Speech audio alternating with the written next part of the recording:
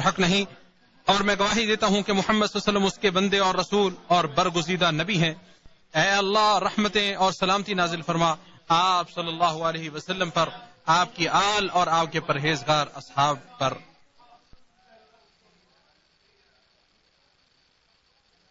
اللہ کے بندو، میں تمہیں اور اپنے آپ کو تقوی الہی کی وصیت کرتا ہوں۔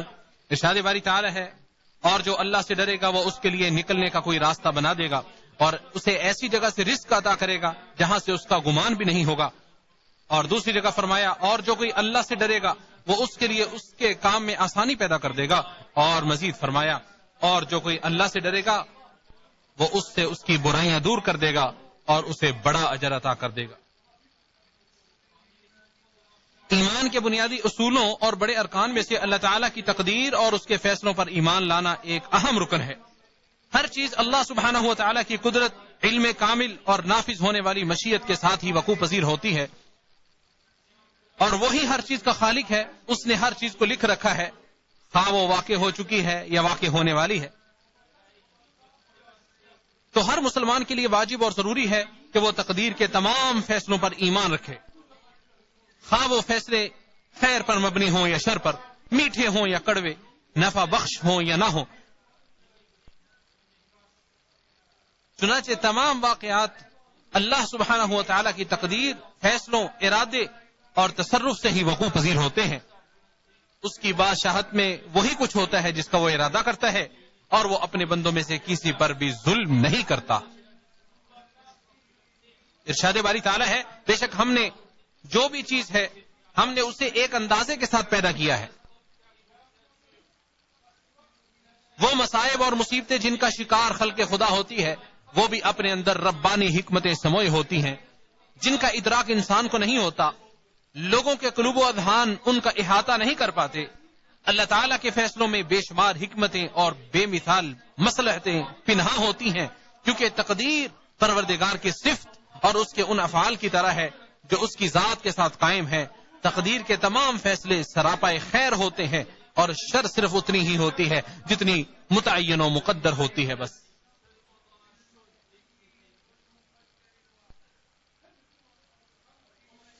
اور مسلمانوں کے بعض ممالک میں تباہ کن زلزلوں، ہلاکت خیز طوفانوں اور جان لیوا سیلابوں کے آنے کی وجہ سے جو مصیبتیں آن پڑی ہیں ان سے ہر مسلمان تکلیف میں ہے، لیکن تقدیر الہی اور اس کے مضبوط و محکم فیصلوں پر اللہ تعالیٰ کی ہی حمد و ثنا ہے اور اسی کا شکر ہے۔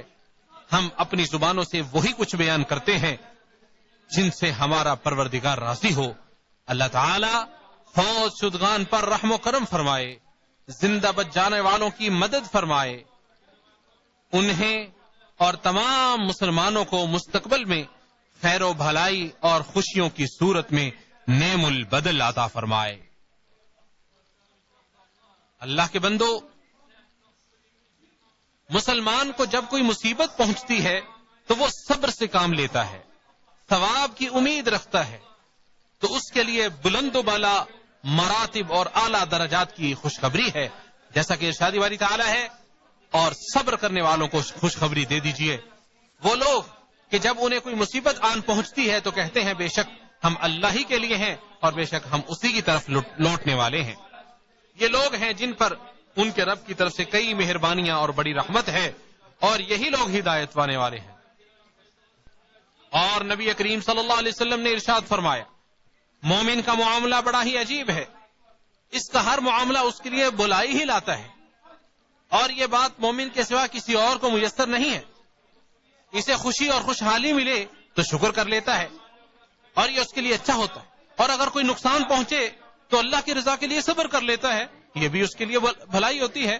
اسے امام مسلم نے روایت کیا ہے۔ اللہ کے بندو، جتنی بڑی مصیبت ہوتی ہے اجر بھی اتنا ہی بڑا ہوتا ہے، جیسا کہ آپ صلی اللہ علیہ وسلم نے ارشاد فرمایا، اجر و ثواب میں اضافہ آزمائش میں اضافے کے ساتھ ہے، یعنی آزمائش جتنی عظیم ہوگی اس کا بدلہ بھی اسی قدر عظیم ہوگا۔ اور اللہ سبحانہ و تعالی جب کسی قوم کو پسند فرماتا ہے تو ان کی آزمائش انہیں آزمائش سے دوچار کر دیتا ہے، بس جو اس میں صبر و رضا کا مظاہرہ کرتا ہے اس کے لیے اللہ کی رضا ہے، اور جو اس کی وجہ سے اللہ سے ناراضگی اور برہمی کا اظہار کرتا ہے تو اس کے لیے ناراضی ہے۔ اسے امام ترمذی نے روایت کیا ہے۔ تو اس لیے تقدیر الہی اور اس کے فیصلوں پر صبر کرنے اور راضی رہنے سے مصیبتیں ہلکی ہو جاتی ہیں، نفوس کو تسلی مل جاتی ہے اور دلوں کو اطمینان و سکون حاصل ہو جاتا ہے، جیسا کہ ارشاد باری تعالی ہے۔ اور جو اللہ پر ایمان لے آئے وہ اس کے دل کو ہدایت دیتا ہے اور اللہ ہر چیز کو خوب جاننے والا ہے۔ مصیبتوں اور امتحانوں کے وقوع پذیر ہونے میں اللہ سبحانہ و تعالیٰ کی حکمتیں ہوتی ہیں۔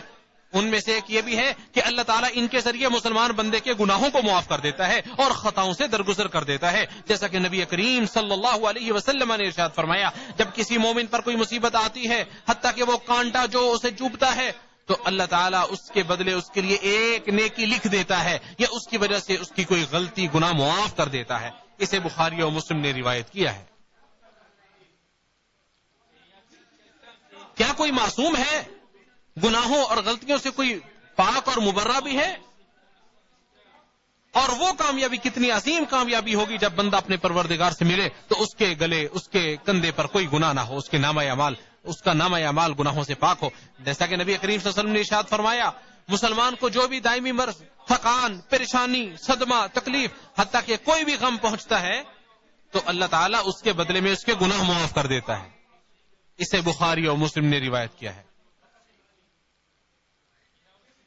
اور جامع ترمذی میں صحیح سند کے ساتھ موجود ہے، نبی کریم صلی اللہ علیہ وسلم نے ارشاد فرمایا، مومن مرد اور مومن عورت پر اس کی جان، اولاد اور مال میں مصائب آتے رہتے ہیں، یہاں تک کہ وہ اس حال میں اللہ سے ملتا ہے کہ اس پر کوئی گناہ باقی نہیں رہتا۔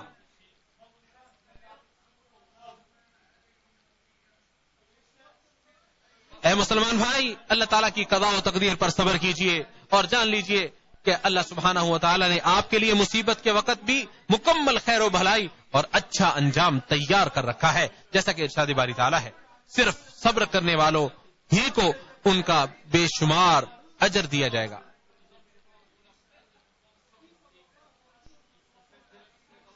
اور نبی کریم صلی اللہ علیہ وسلم نے ارشاد فرمایا، اللہ تعالیٰ جس کے ساتھ خیر و بھلائی کا ارادہ رکھتا ہے اس کی آزمائش کرتا ہے۔ اسے بخاری نے روایت کیا ہے۔ مسلمانوں، مصیبتوں اور آفتوں کے ذریعے آزمائش اس دنیا کی حقیقت کو آشکار کرنے کی سب سے بڑی چیز ہے، جو کہ آزمائشوں، امتحانوں، سزاؤں کے علاوہ حزن و ملال، غموں اور تھکاوٹوں سے بھری پڑی ہے۔ اللہ سبحانہ و تعالی نے ان آزمائشوں اور امتحانات کو مسلسل چلے آنے والی ربانی سنتوں میں سے ایک سنت قرار دیا ہے، جیسا کہ ارشاد باری تعالی ہے، اور ہم تمہیں برائی اور بھلائی میں مبتلا کرتے ہیں آزمانے کے لیے، اور تم ہماری ہی طرف لوٹائے جاؤ گے۔ آخرت والا گھر ہی متقی لوگوں کے لیے صاف شفاف گھر ہے، جس میں نہ کوئی تھکان، امتحان اور آزمائش ہوگی، اور نہ ہی اس میں غم و حزن ہوگا، بلکہ ہمیشہ والی نعمتیں ہوں گی۔ ہم اپنے اللہ سے اس کے فضل و کرم کا سوال کرتے ہیں۔ ارشاد باری تعالی ہے، اور بے شک آخری گھر یقیناً وہی اصل زندگی ہے اگر وہ جانتے ہوتے۔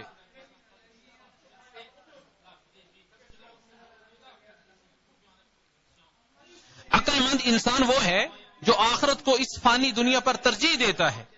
خوش نصیب ہے وہ شخص جسے آخرت کی فکر لاحق ہو گئی اور اسی کو اس نے اپنا مقصد اور ہدف بنا لیا، جیسا کہ ارشاد باری تعالی ہے، اور یقیناً آخرت آپ کے لیے دنیا سے بہتر ہے۔ اور مزید فرمایا، بلکہ تم دنیا کی زندگی کو ترجیح دیتے ہو، حالانکہ آخرت کہیں بہتر اور زیادہ باقی رہنے والی ہے۔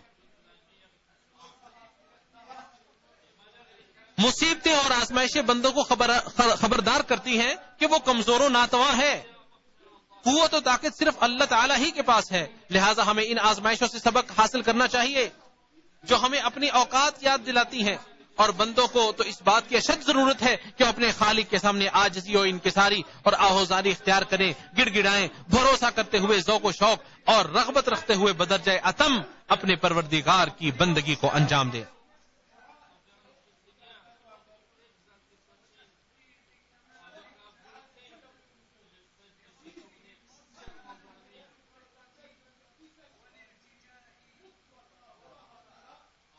جیسا کہ ارشاد باری تعالی ہے، اور ہم نے کسی بستی میں کوئی نبی نہیں بھیجا مگر اس کے رہنے والوں کو تنگی اور تکلیف کے ساتھ پکڑا تاکہ وہ گڑ گڑائیں۔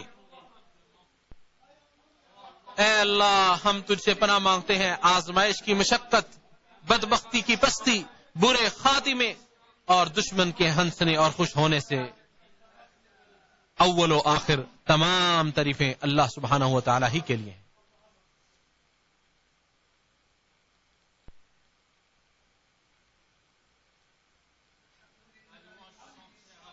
تمام تعریفیں اس اللہ کے لیے ہیں جو نیکوکاروں کا ولی اور دوست ہے۔ میں گواہی دیتا ہوں کہ اللہ تعالیٰ کے سوا کوئی معبود برحق نہیں، وہ تنہا ہے، اس کا کوئی شریک نہیں، اور میں گواہی دیتا ہوں کہ محمد صلی اللہ علیہ وسلم اس کے بندے اور امانت دار رسول ہے۔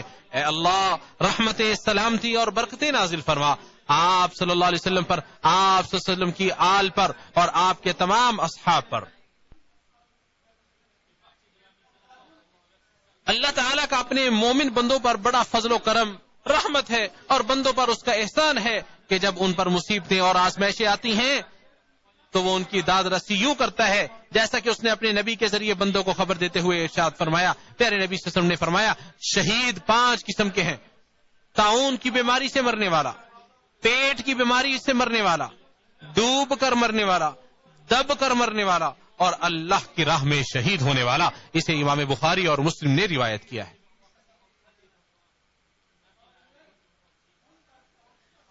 اہل علم نے کہا ہے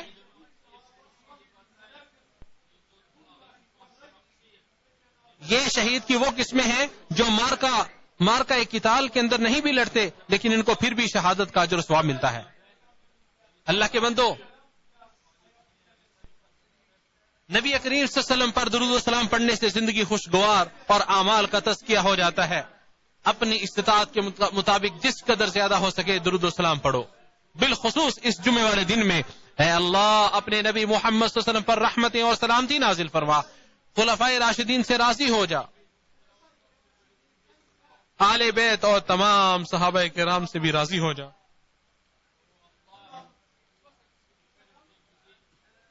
اور تمام زندہ و فوت شدہ مسلمانوں سے بھی راضی ہو جا۔ اے اللہ ان کے گناہوں کو معاف فرما اور ان کی خطاؤں سے درگزر فرما۔ اے اللہ مسلمانوں کو ناپسندیدہ چیزوں اور تکلیفوں سے محفوظ فرما۔ اے اللہ ہم تیری نعمت کے زائل ہونے سے، تیری دی ہوئی عافیت کے پھر جانے سے، تیری ناگہانی گرفت سے اور تیری ہر قسم کی ناراضی سے تیری پناہ مانگتے ہیں۔ اے اللہ تو ہمارے حاکم خادم حرمین شریفین کو توفیق سے نواز، ان کی عمر دراز فرما، اور ان کے ولی عہد کو بھی توفیق سے نواز، ان کا حافظ و مددگار بن جا اور انہیں سیدھے راستے پر قائم دائم رکھ۔